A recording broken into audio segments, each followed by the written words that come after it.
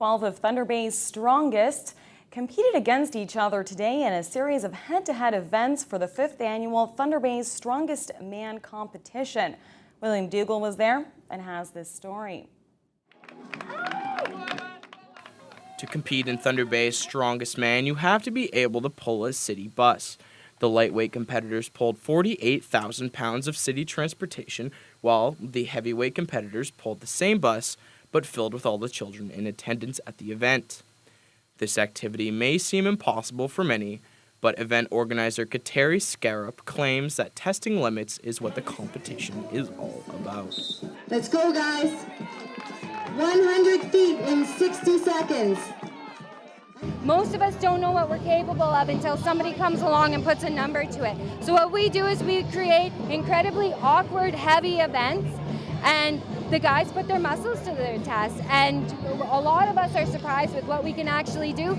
Thunder Bay is a hub for strongmen. We have a lot of professional strongmen in the area, like including Dryden, Fort Francis, all that. So Thunder Bay is a perfect spot for all of them to come compete. Athletes train year-round for this event and eat meals nearly 6,000 calories in size. This event is the second installment of the 3-part Central Canada Strength Series.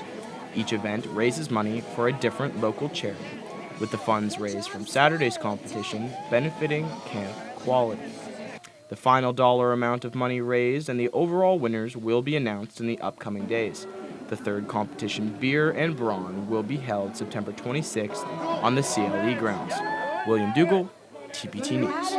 Well, it's that time of year again. The Canadian Lakehead exhibition is back in town as of tomorrow. This will mark the 125th year for the CLE Family Fair. William Dougall was on site for the setup today and files this report. With the CLE starting on Wednesday, crews and volunteers are setting up for the event. Even though the weather is not as good as past years, CLE President Danny Mosa is happy with ticket sales. Right now they're going good. We just got a call this morning that one of the outlying areas sold out. And we were really surprised at that. We're trying to get some more tickets out to them, but it's going to be a tough chore. The popular carnival attracts people from all around Northern Ontario, from places as far as Sioux Lookout to Manitouwadge.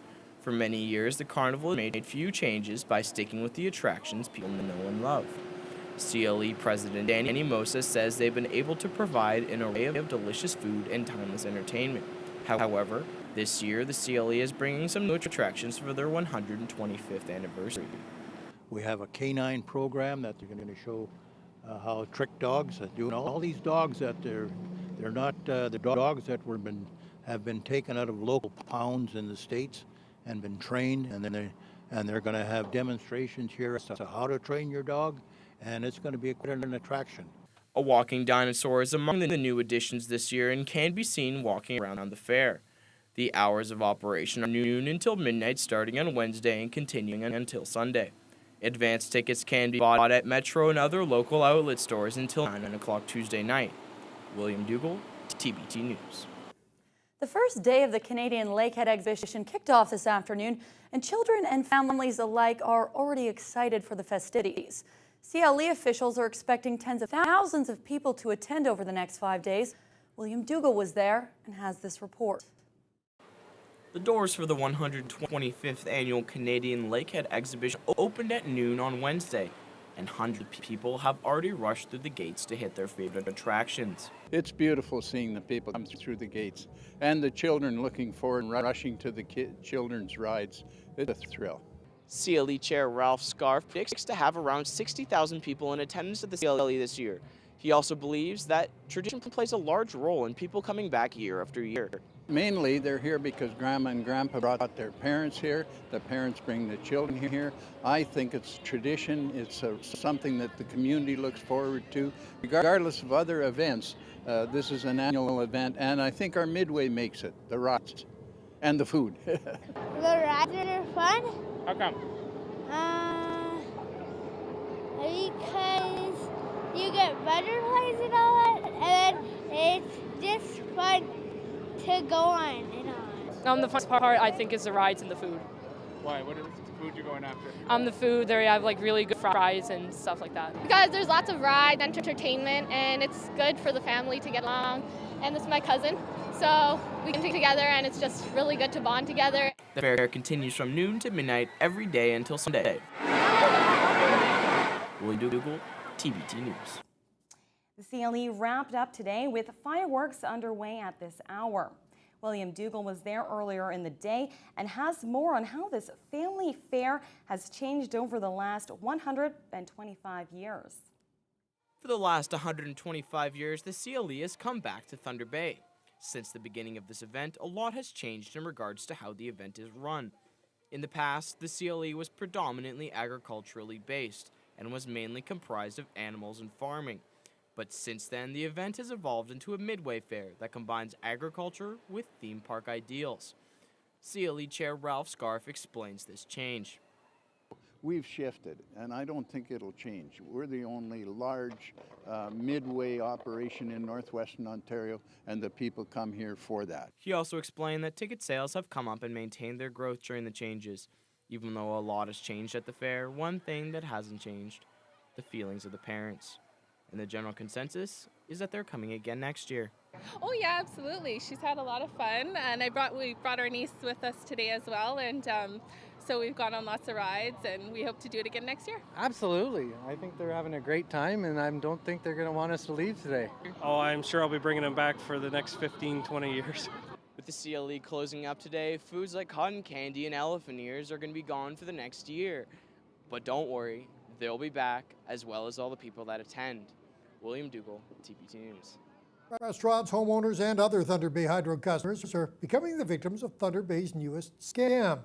Hydro officials say they've started receiving new reports of unknown people claiming to be from the termination department of the hydro utility. They provide a number with an 807 area code, which is answered by someone claiming to be from the Thunder Bay Hydro Billing Department. Those called are told they need to make a payment immediately to avoid having their power cut off. Hydro spokesperson Eileen Diaz says it is a scam, and she says people who have a higher dependency on electricity are the most susceptible to being victimized. Well, obviously, people need to have electricity, and businesses in particular are very sensitive to continuous flow of electricity. Thunder Bay Hydro always contacts its customers by mail if there is a concern with arrears, and people who are receiving arrears calls with such threats as cutting off your electricity sometimes may be victimized by criminals. Police and the Canadian Fraud Centre have been notified about the scam and are starting to work on trying to track down those responsible. The annual movie nights at Marina Park are back again this month, with the first one kicking off on August 13th. The popular event usually attracts a couple of thousand people per night. Recreation and cultural programmer Laura Montgomery says the family atmosphere at the event is just one reason for the large turnout in previous years.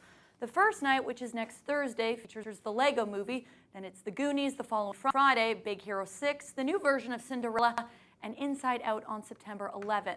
Montgomery says they chose the movies democratically.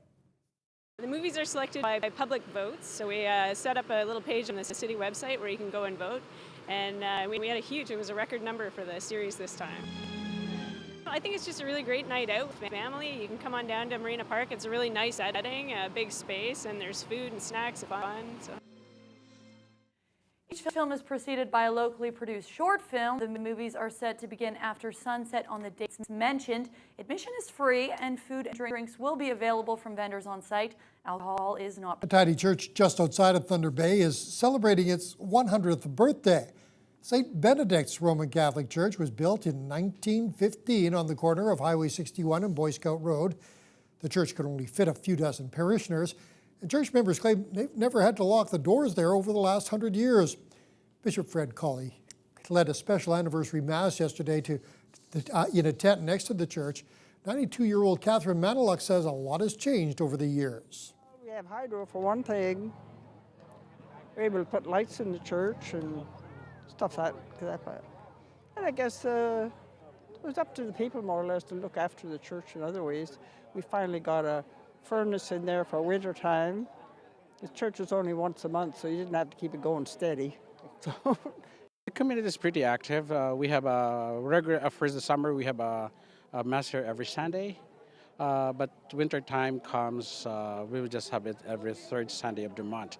And the community is pretty active, and they are good. Although final numbers have yet to be tallied, officials are calling this year's CLE attendance just average. CLE President Danny Mosa says over the last 5 days, he estimates they saw between 50 to 60,000 people pass through the gates.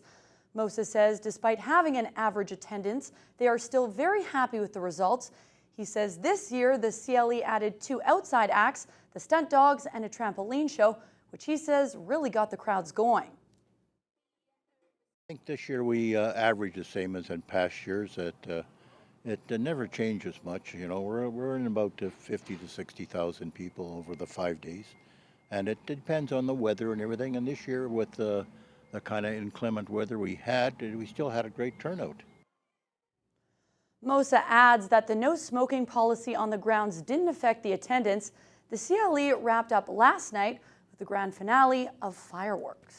A young woman from Winnipeg is in the middle of a 40-day bicycle ride across much of Canada to raise money for cancer research. Both of Katrina Olson's parents have been affected by cancer in the last 2 years, and her familial hardships have inspired her to raise money and awareness for the disease. She made a stop at City Hall today on what she calls the Bare Your Teeth bike tour from Winnipeg to St. John's, Newfoundland. Acting Mayor Larry Hebert says any individual can make a difference, but coming together as a group is key to finding a cure. If we all work together, it makes it a lot easier. Also, even though sometimes it seems really hard, even if they tell you your survival rate isn't great, it is your job to fight to make sure you get the care that you deserve and get the chances that you deserve. Canadian Cancer Society, Northern Cancer Research work hard to raise funds for cancer research, and that's how we're going to beat cancer, is through research. Olson hopes to raise $10,000 with every penny being matched in a special agreement with the Canada Donor Impact Program. She plans to make it to St. John's in... Good evening and thank you for being with us.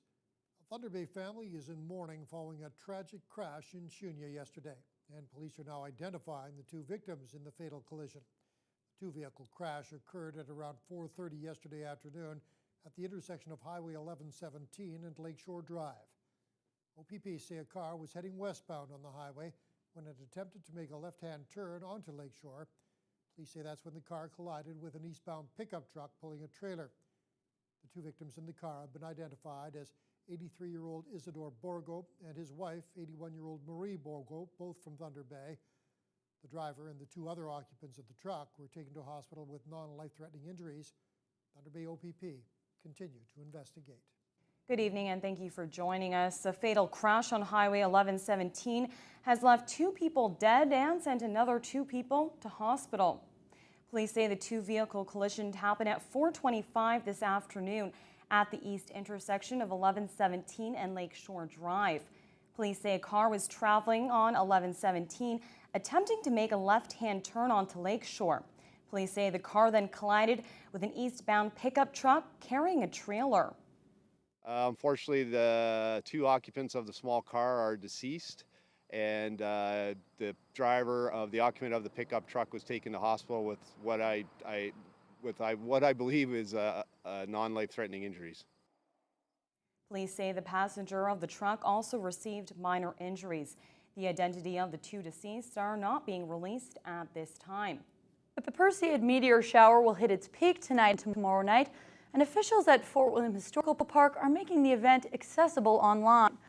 The park and SLU, the online stargazing website, have teamed up to live stream the meteor shower. The light show is expected to be the most visible tonight through Friday. The meteor shower will continue to the end of August. Anthony Morelli from Fort William Historical Park says this year's conditions are the best we've had in a while. Well, it's the first time since 2010 that there isn't, the moon is not up, which really helps because that, having the moon up, it's basically a light polluter because it's reflecting on the light of the sun. So some of the dimmer meteors you won't be able to make out if they're, if the moon is too bright. So it's the first time since then that we have no moon for the busiest, best meteor shower of the year. Viewers can either watch the live stream at home or they can camp out at the fort and watch the video feed there from tonight until Friday.